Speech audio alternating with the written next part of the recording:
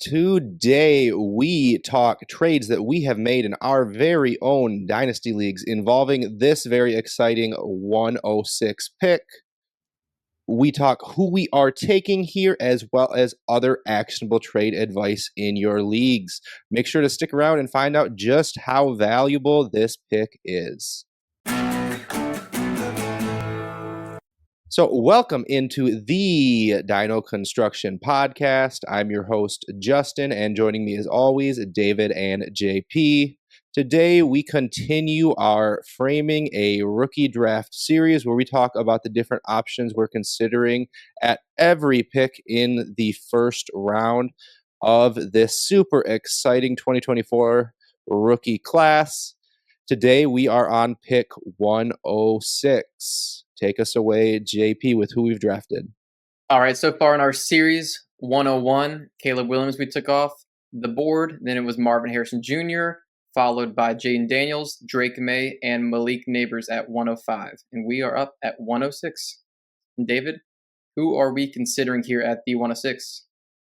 Yeah, well, if you watch the 105 episode, you can kind of take a guess at a couple players we're thinking about here. JP kind of laid out a nice case for them. We have arguably the best tight end prospect ever in Brock Bowers. We've got a potential top 10 pick and a wide receiver one in several classes and wide receiver Rome Odunze. You know, I find it kind of funny that you forgot to mention, like quarterback that's getting top 4 potential draft capital buzz, JJ McCarthy. Is that because you're a Buckeye fan? Well, actually, Justin, it's because I needed to catch my breath, and also you wrote in the show sheet that I'm not supposed to say his name there because you wanted to try to set me up. I would never. You know, I do want to try to block his college career from my memory, but obviously he belongs in this conversation as well. Yeah, that makes this pick even more valuable, the potential access to QB here. So now that we've talked a little bit about the players we're considering, we're of course going to also explore trades that we can make. We actually have a trade.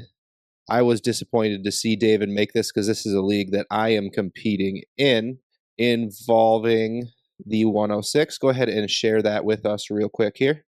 Sure. As you can see on the banner there, we got a 12-team start 9, half PPR. I traded the 106 and the 110. I got in return Bijan and Lockett. I kind of underestimated how important stud running backs are in this format as I'm learning how to, adapt my process to different league settings and things. So that really cost me last year. So one of my big goals this year was to go get a stud running back to lead my team. I reached out to the manager with Bijan and the manager with Brees and Gibbs. The manager with Brees and Gibbs happens to be the same person.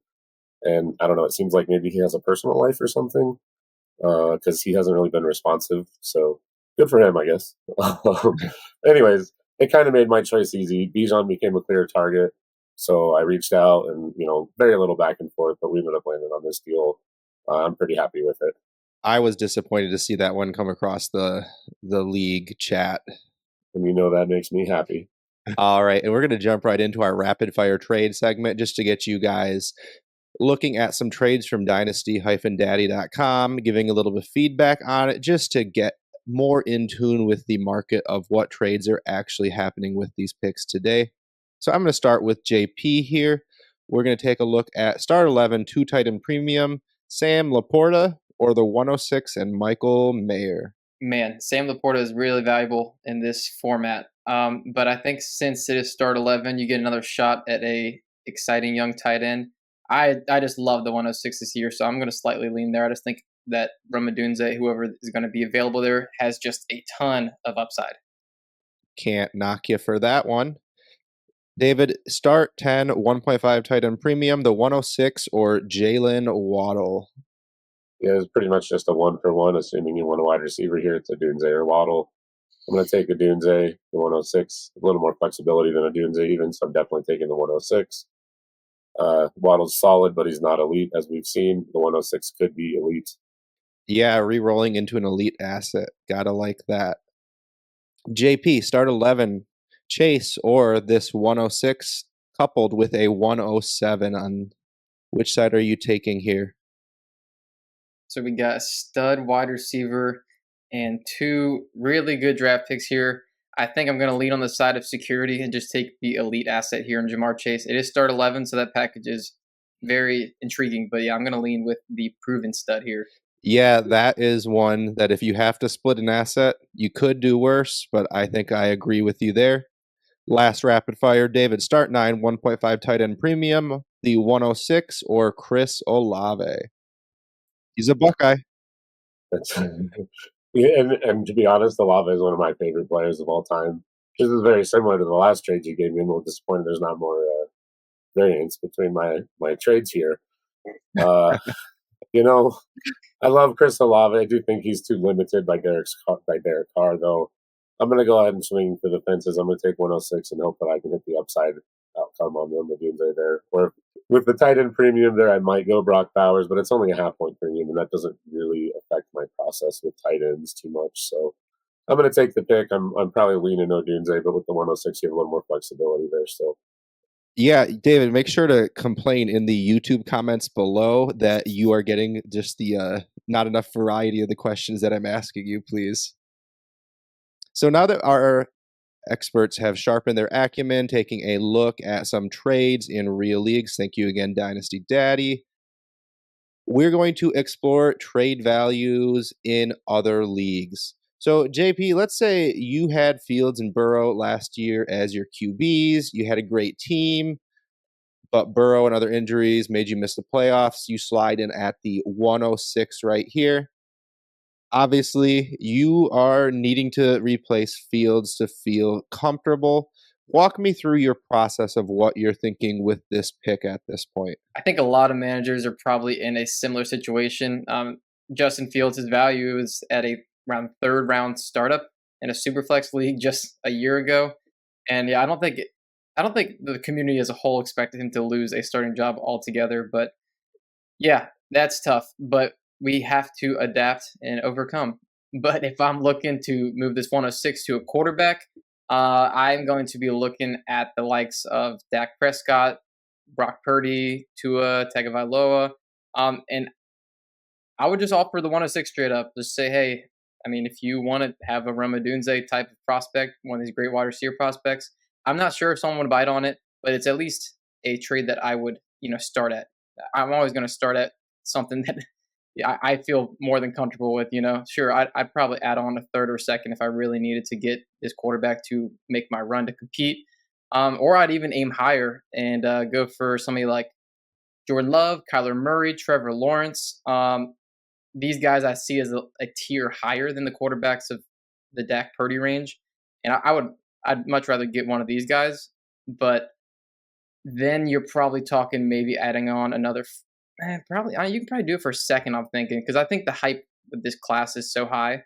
But yeah, those are the type of quarterbacks that I'm going to be looking at because you need two quarterbacks to compete in a super flex. And if you had Fields, that's really unfortunate. You just got to go get another one. Just the way it is. This is around the part of most drafts where experts start to recommend re-rolling, your pick for a pick next year. Maybe you can aim higher to get a top 3 or 4 pick. But with the strength of this class, I don't think it makes sense to do that one for one necessarily. David, first of all, do you agree with that statement? Yeah, I would definitely need something on top of the 25 first, even if I was pretty confident it was going to be early. Right. So what kind of plus are we talking here to trade to a future first? Sure. So we can look at some trades that have actually happened just to get some context. We're again going to go to Dynasty Daddy for that. We see 106 for a 25 first, and there are a few of this same formula, 106 for 25 first and a receiver. We had Jaden Reed, DK Metcalf, T. Higgins.